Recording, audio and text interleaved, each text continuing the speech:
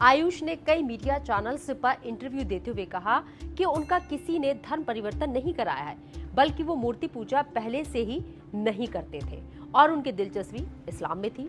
उन्होंने एक चैनल पर इंटरव्यू देते हुए बताया कि उन्होंने साल 2008 में कुरान की कई आयतें याद की और फिर उन्होंने यूट्यूब पर इस्लाम के बारे में जानना शुरू किया और इस्लाम कबूल कर लिया। 2012-13 के आस में और ज़्यादा सीखना था, पूरा इस्लामिक कल्चर अपनाने लगा, दीवाने लगा।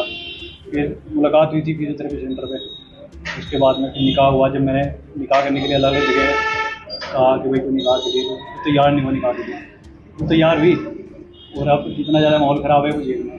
एक दूसरे चैनल पर इंटरव्यू के दौरान आयुष से पूछा गया कि आपका धर्म परिवर्तन दिल्ली में किसी मौलवी ने कराया, तो आयुष ने जवाब दिया कि धर्म परिवर्तन कहीं बाहर से नहीं होता, ये अंदर से अपने आप होता है।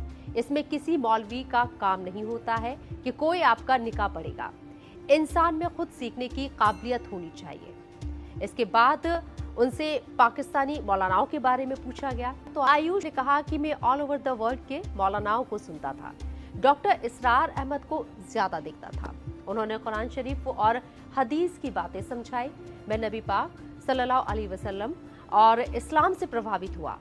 वहीं चांदनी के भाई को लेकर आशीष ने कहा कि हमारे यहाँ कई मुस्लिम पहले भी काम करते थे और अब भी करते हैं, लेकिन चांदनी का भाई कभी नहीं आया।